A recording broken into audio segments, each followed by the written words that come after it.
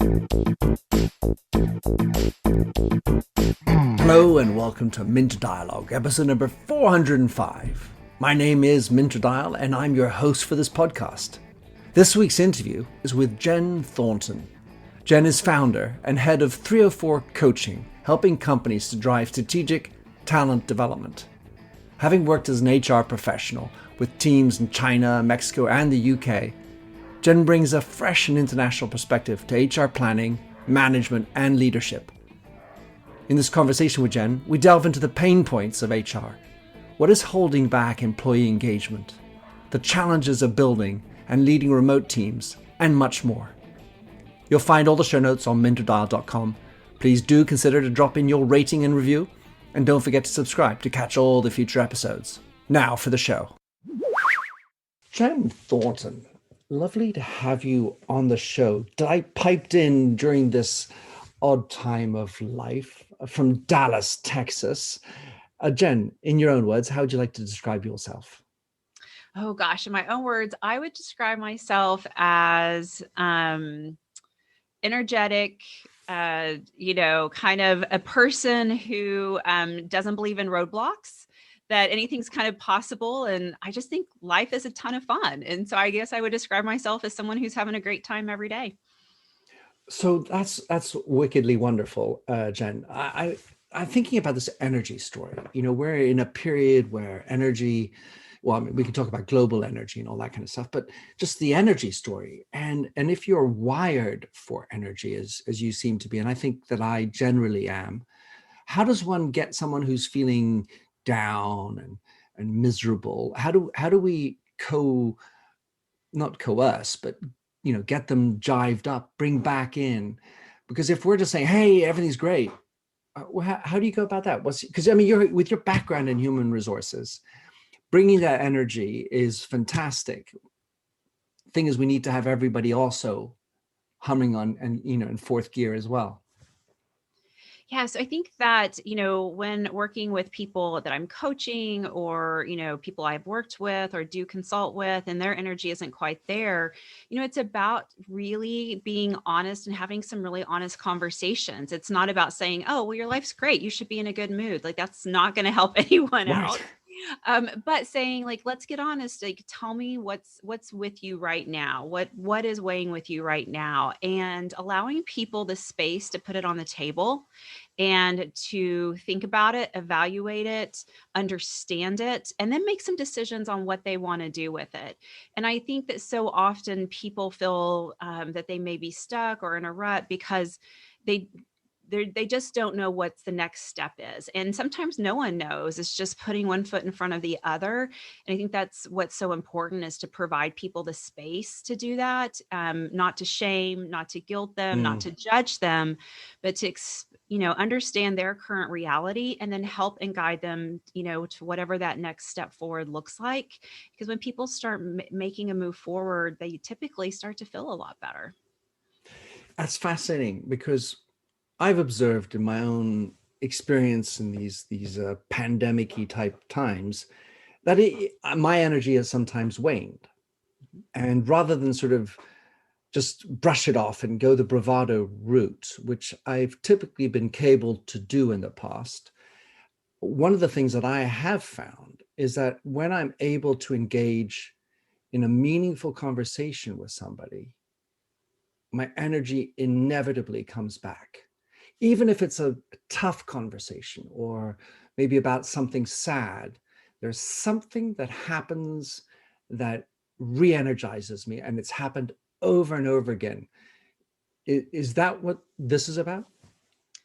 I think that is a piece of it for sure. Anytime that we feel heard, anytime that we can share our burdens with someone who doesn't necessarily understand. I don't think anyone can understand what someone else is feeling like, but someone that's willing to accept our reality and to share in that piece. I think that starts to make someone feel better. Again, it's getting that out. And, when we hold all that toxicity in our system and in our body and we don't share it, it festers in there. And, being someone who's willing to talk to others about what's on their mind, but being someone willing to hear and listen to someone, it's a powerful gift. Mm. And I think that especially, it's been such a crazy year, and we are all learning how to listen to each other in a different way, and how to accept someone's reality in a new way. But I think if anyone has learned anything this year, what I hope is acceptance to other people's reality.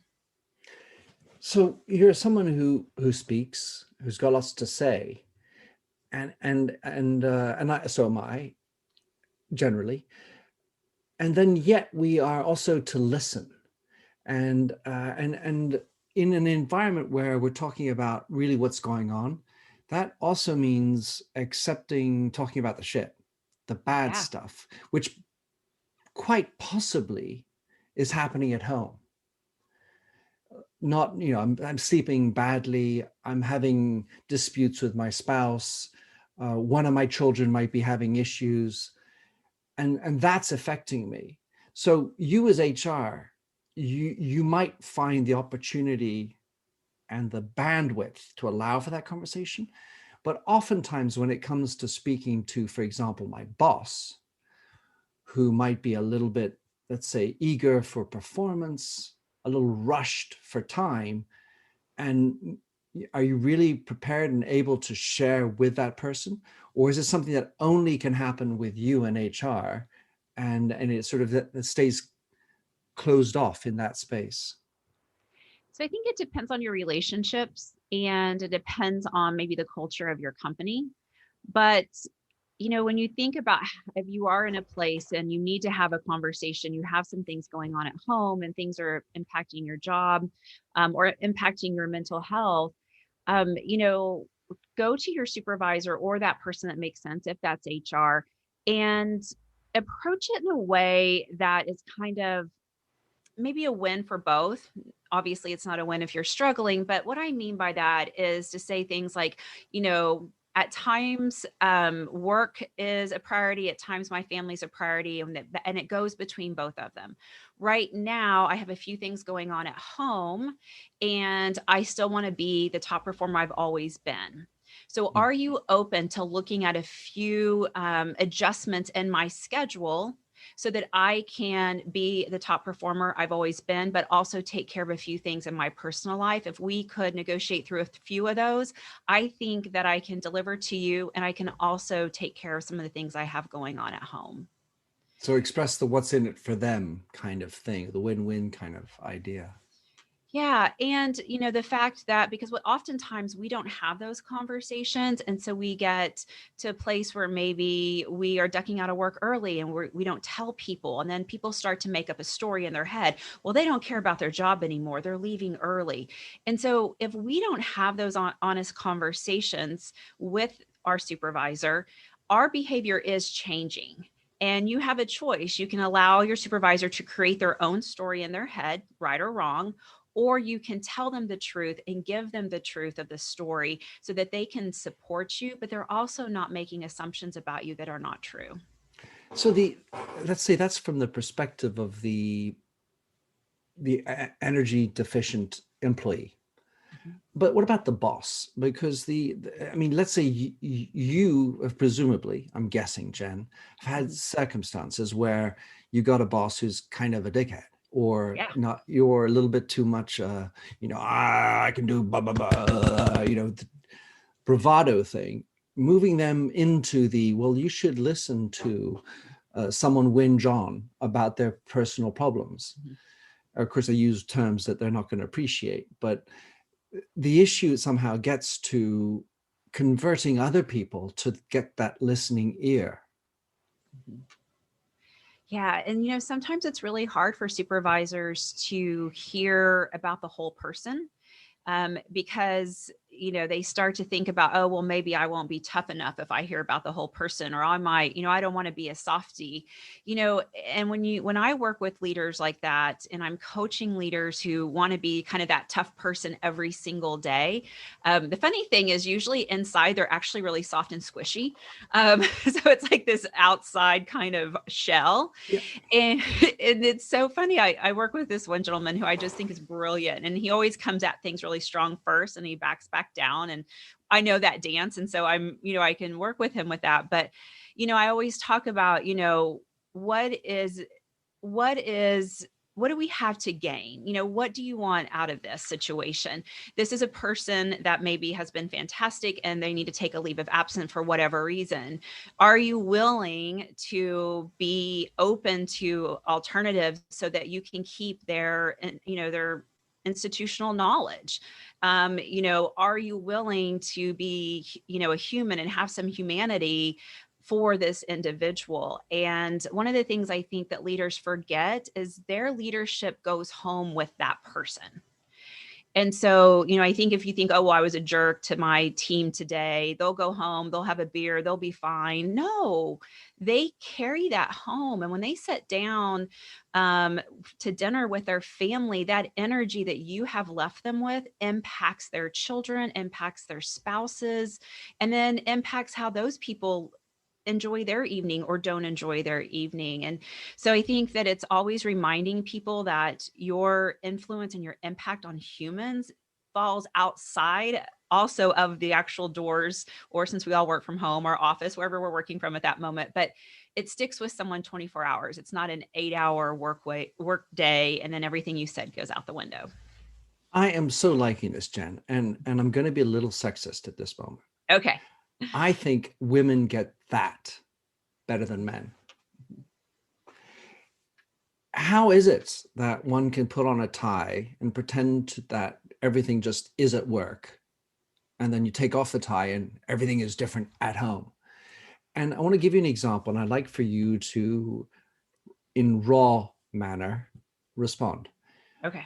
A man who describes that we're a family at work, it's really important, loyalty and hard work, and yeah, we have fights, but we get through it. We are a family. Who also is married and is known to have one or two mistresses on the side. Tell me how that doesn't impact the statement of we are family at work. Oh my gosh, it's such a great, yes, I love it because it's reality. I mean, I've seen it more than once. I think that it's about understanding what the word family means. And if that person just looks at family as it's okay to have secrets, it's okay to go behind someone's back, then guess what? Their team is going to think of the word family in that same definition. And, when we use words, our actions are the definition of it. It's not the Webster, language that we put towards a word. And everyone thinks of words differently. And it's really fun. When I coach people, they'll say something. I'm like, tell me what that word means to you. And it's such a great question. And especially to ask the executives that they're like, I want this all to be a family. Well, fantastic. What does family mean to you? What does that word mean? Describe it and put it in some terms that we can, put action to. And when you ask that question to that person, yeah, they're kind of like, well, so, but yeah, it's how they Is this a describe safe family. space? Yeah. Yeah. Absolutely. Which then leads me to and this is not the topic of business, but how we tend to address or judge a politician by how they are at home. They have to have a spouse, 2 children, 2.2 children, 2 nice-looking dogs, and go to church X number of times. So their personal lives absolutely is taken into consideration in certain countries. In France, for example, they try to separate that out because it's very well known the French enjoy a mistress or two, both sexes, by the way, that like to have that side, and I just want policy. I just want their achievements. That's what counts. And I resist that, and that's really the big thesis for my new book. So it really that's what I'm thinking. But I haven't made a judgment as to how it should be for politicians. Yeah, that's a really good question. I don't know either. I think that there are ethics that are important in politicians. I don't want them, robbing the bank when no one's looking. I don't want them to make policies that hurt the average person so that everyone around them and their buddies get richer. But if they've, failed in a marriage, I'm like, who hasn't, who hasn't Mm. had a bad day in a marriage? I don't know. I like dogs. I might judge you if you don't have kids. I won't. But So, I'd rather see a great dog than a spouse. but interesting. but anyhow, but I think that yeah, it's more about ethics and how people have handled bad choices Yeah. versus the fact that they've made it. Yeah, because at the end of the day, everyone, let's say, makes mistakes. Yep. No one is perfect, and that includes in the relationships that people you choose. I mean, nobody. That's a glass house to be throwing stones at, if that's where we go. And I think that's somewhat the issue sometimes, is that we hold these elected politicians, officials, to standards above the ones that we carry, and I think that's highly hypocritical. So there's in this onus of, let's say, employee engagement. Is it always up to the boss to get the motivation, to drive the excitement and the engagement? Or should also sometimes it be, just pull up your socks, damn it, get on with it? What does the human resources person say to all that? I think it's a partnership. And I think that it's very multifaceted. I think that the employees are responsible for working in a job they truly love. And if you don't like your job, then find a job you love. Don't be miserable. No one should wake up every day and be miserable and go to work. Um, but and then you're probably making it miserable for other people, which isn't fun either. But leaders have the responsibility of creating environments where people can do their best work and where people get to be honest and tell the truth and not be judged or shunned or in trouble for telling the truth. And it is definitely a partnership and creating engagement. And I think the employee who sits around and thinks, well, I didn't get cookies for Christmas, I hate this job. My boss is horrible because I didn't get cookies for Christmas. I'm like, come on, what did you do? But it is a partnership. And I think people forget that often. So there, survey after survey talks about poor engagement in the workplace. The number that I pull is typically 70% say that they're disengaged at work. I mean, who's to know? But that's just a number. If that's the case, and you're coaching an executive to help them get from 70 to maybe 50, because maybe that's a realistic target. What are the methods that you go about? How do you architect more engagement? Oh gosh, a lot of it depends on where we're at and what's going on. But I think one of the first things we talk about is making sure that there is clarity around work. And I think that oftentimes we're disengaged because we're doing work that doesn't matter. We're doing work that is, I call it vanity work. It doesn't make a difference, but some executive likes it that way and has liked it that way for 20 years. So by gosh, even though we're running into a brick wall every day, we're still going to do it that way. And so we take out the kind of the excitement and the purpose of the work. And that's the biggest piece is we have to start with making sure people have work that's meaningful and purposeful and drives the business. Now, that could be as simple as payroll. We got to do payroll. May not sound exciting and glamorous, but there's people who are really good at it and really enjoy it. But make sure they understand their purpose and that they're able to contribute in a way that they get better and better at making payroll more functional.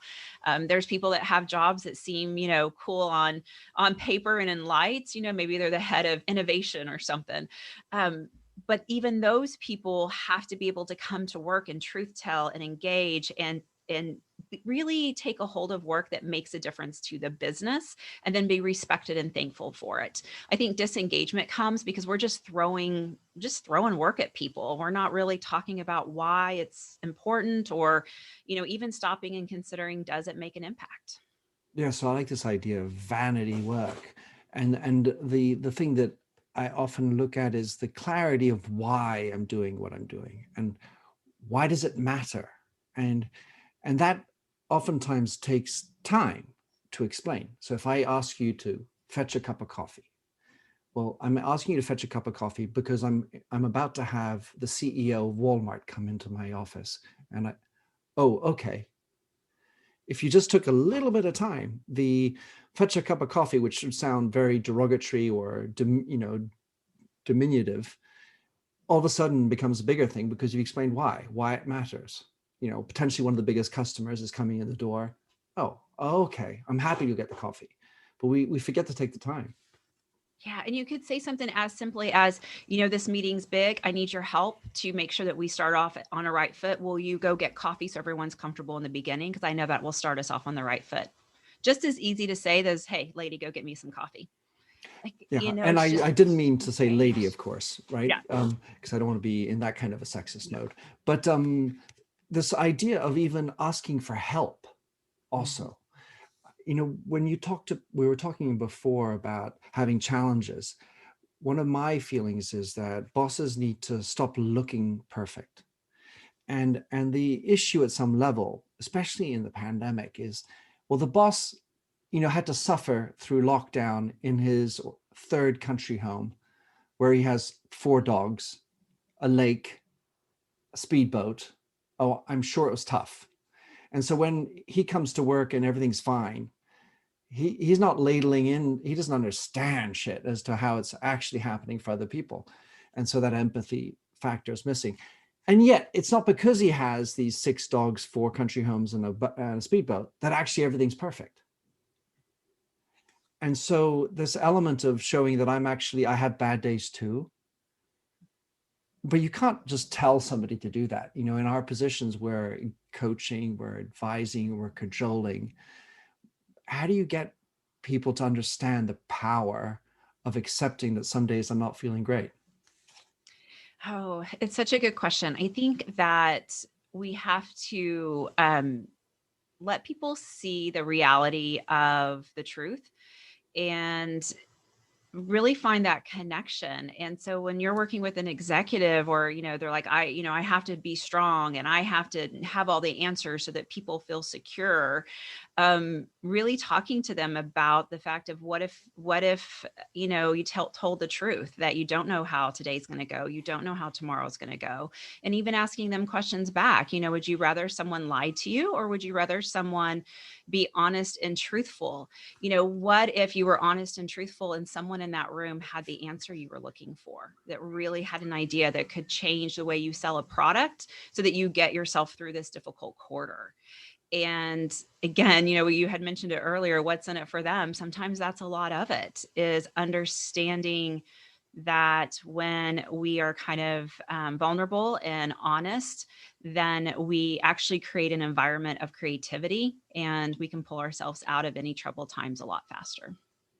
Well, in those situations, it's trying to get over the not invented here syndrome. Oh, it's not my idea. It came from him, Oh, it Yeah, doesn't I feel think it that's doesn't so feel so hot. true. I know. And it's interesting, I always tell people, when you're working with your team and you hired an expert, let that expert go be the expert, and be excited about their ideas. But so often, we think we have to have all the ideas, we have to have all the answers.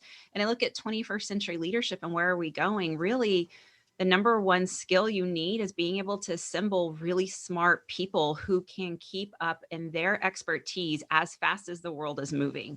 Because as an executive, if you think you can know everything about everything as fast as the world is moving, good luck. It isn't going to happen. That's right.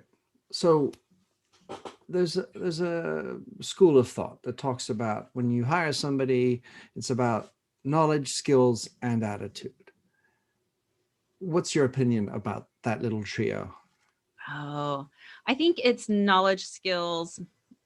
I don't know about attitude, but I think what's missing in that equation is the way we actually do the work. And so you can talk to four people who have basically the same skills, the same background. On paper, they're all for a match.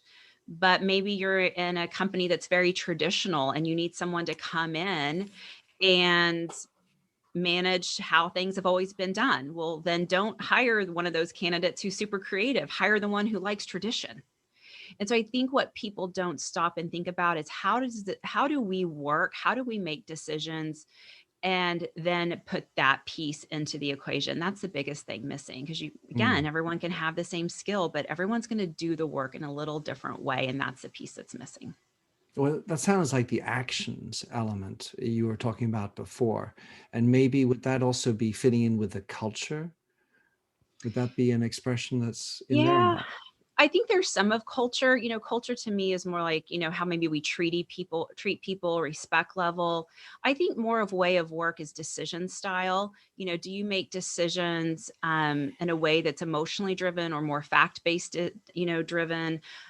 Do you like, status quo and tradition, or do you like to break what works just to see if you can build a better will? I think it's about adaptability. Some companies, are always realigning or restructuring, or we're running left, now we're running right. Well, then you have to hire people who enjoy adaptability. And if you're a company that's really straightforward and very consistent, and you hire someone that likes adaptability, then they're going to get bored. And so it's really about decision style and how people work and how that job needs to be deployed. So I wanted to shift into, let's say, the younger generations. And this I'm talking about age, being, graduating from university in the last 15 years kind of thing, or next 15 years for that matter. I read somewhere that there are now more and more people who are leaving their jobs voluntarily. And it seems that there's a challenge to keep talent. It used to always be a challenge to find the great talent. When you are dealing with the younger generations, then it seems, and I'd love to hear whether this is your experience, that they're not really as willing to suck it up as we might have done in the old days. There's a Monty Python skit where the guy says, "Well, rather be marching up and down the yard, would you? Just doing boring shit." Well, yes, of course. Um, that was an acceptable kind of creed in the past. It's less so today. How does one manage to retain talent? What are we missing in this retention story? So I just want to shout out to those young people for making people stand up and be better leaders, because you're not going to tolerate it. And I thank you for it, because it's changing the world. Excellent. And so people like complain, oh, millennials. I'm like, damn, I want to be one. Like, Mhm. they don't put up with crap. They take their vacations. Like, hell yeah, they're fantastic. So first, just a thank you. Second, I think is that, again, there are so many ways to provide yourself with a living in today's world because of technology. And that wasn't an option. And so, when your mind only sees four options, it's going to show up and be okay with, marching in place, whether they like it or not, because it's the best of the four options. But then when you're given 1,000 million options and endless options, you get to pick. So I think what's missing is allowing the younger generation and all generations, because all humans want it, to be more of a contributor, to be able to use their brain at work, to be able to say, hey, I know how we could do this faster. Hey, this work is like useless. I don't know why we're doing it, but just allowing people to come to the office and be truth tellers and to be aggressive at really making decisions and driving the company to a better place, and not just being, put in the corner and told to be quiet. I think that's the biggest piece, is letting people actually come to work and do their job in a way that's exciting. So beautiful segue, Jennifer, into working not at work, but remotely. So you said, bring let them come to work and do their job. Well, now they're sitting in their desk in the pajamas, in their boxers on the underneath, and we can't see them. They feel like out of sight, out of mind. Talk to me some. What kind of coaching are you providing for leaders who are now having to work from remote, where before they could sort of, I see you, got ya. Well, here's a little secret. I've actually never in my entire life managed a team in an office. I've actually never worked in the office in my lifetime. So I don't know how else to lead other than remotely. And I've led teams across the entire globe remotely. So it's different. I think what we have to do as leaders, if you're used to a traditional office space, we counted performance by hours in the seat, not by actual production.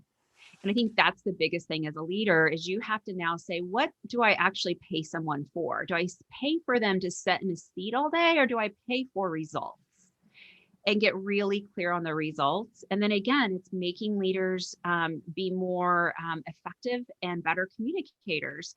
Because if I don't have consistent touch bases or consistent, times of checking in, then that person doesn't, know what they need to be doing. But it was really easy to be lazy in an office because you could just walk by someone's desk and go, oh, hey, yeah, I want you to do this, or hey, did you do that, or hey, come into my office. And so it's this kind of just lazy, whatever, my schedule matters more than your schedule. But when you start managing remote, you have to get really conscious about how you spend your time and how you evaluate results, and then tell people these are the results. These are not the hours I need you to sit in your, kitchen chair in front of the desk. This is the work I need you to do. And then also come to terms with when that person is accessible. They may, if they're homeschooling their children, which is, a big challenge, maybe it's like, hey, I will be at my laptop from 6 a.m. to 7:30, and then from 3 to 7, I'll be checking in between then, but those are the hours I'll be at my desk. And if that person's getting their job done and they're doing that, then that's fantastic. That's what you're paying for. You're not paying for hours in a seat. Well, I love that. And I think this is kind of the gift of the pandemic, that we're obliged now to know about homeschooling because, sorry, excuse me 1 second. Johnny's about to walk in, or my cat jumps up on the desk, and that's just the way it is. And that actually is the way it is. It is the way it was as well. But before we're like, no, can't have that. And the second thing is, we're on a Zoom call. The boss just can't roll in when they want. 22 people looking at their screens waiting because the boss is late. All right. That's how it kind of was. It's certainly at the company I worked, where French, how we love to be late. The boss it was a matter of pride of coming in late. And so now, well, Zoom time, it's on time. So I feel that those are two good gifts. What do you think? Anything else? Any other gifts? I think those are great gifts. I think that, you talk a lot about empathy and being a compassionate leader. I think that's going to be a gift from this because, that executive who has never, been home all day with their kids and understand what it's like to balance it all because, maybe their entire staff of help can't come into their house and all of a sudden they're doing it all. Probably taught him a little bit of humility of how hard work actually is. But I think, there's, with any really tragic situation, there will be some gifts out of it. And I think finding a little bit more balance and being more respectful to people as humans, I think it'll definitely be one of them, especially in the workplace. Yeah, there's a newfound appreciation of what a teacher job is.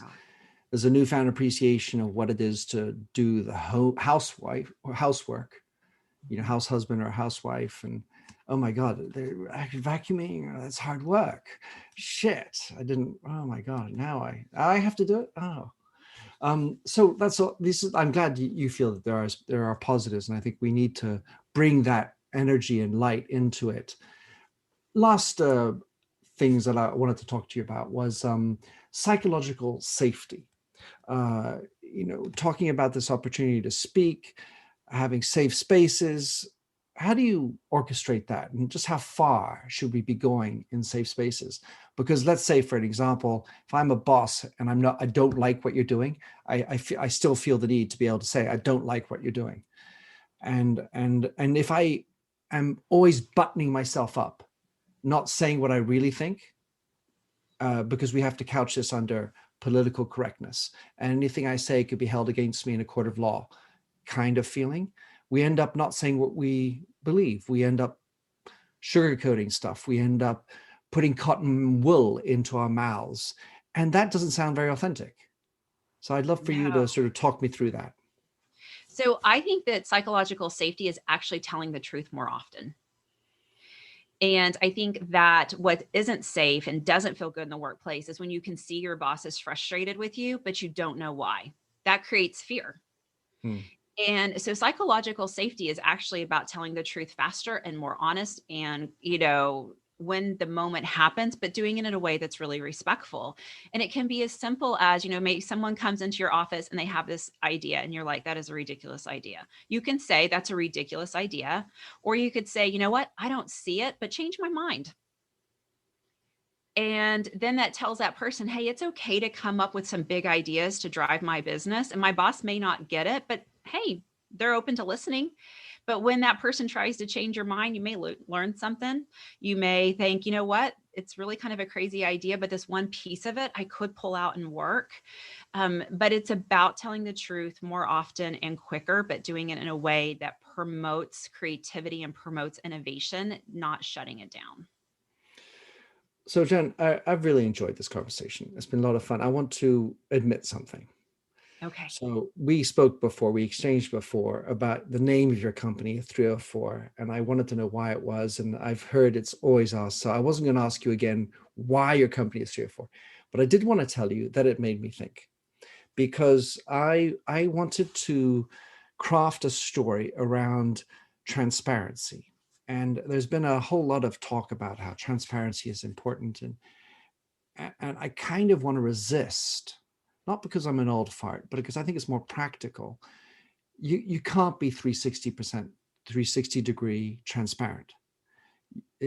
Full transparency. Well, first of all, we don't even know each other ourselves, right? So I'm being transparent about as much as I think I know about who I am, much less sometimes intellectual property, confidential data.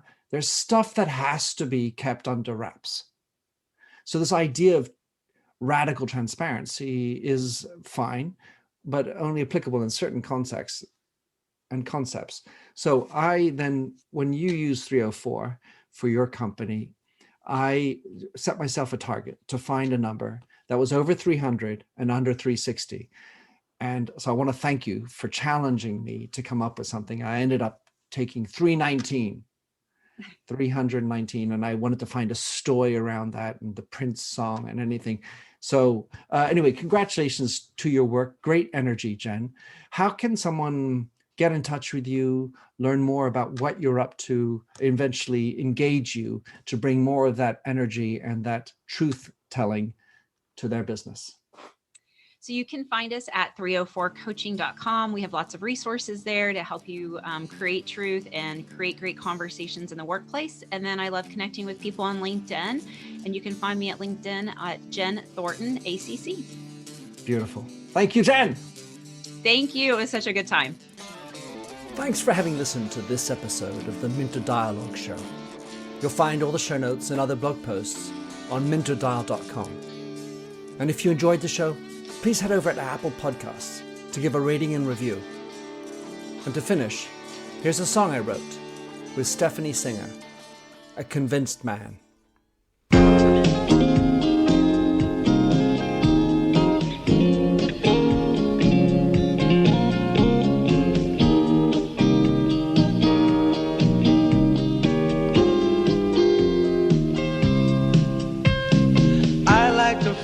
A stranger tucked around me, precipitating the danger to feel free. Trust is the reason, still I won't toe the line.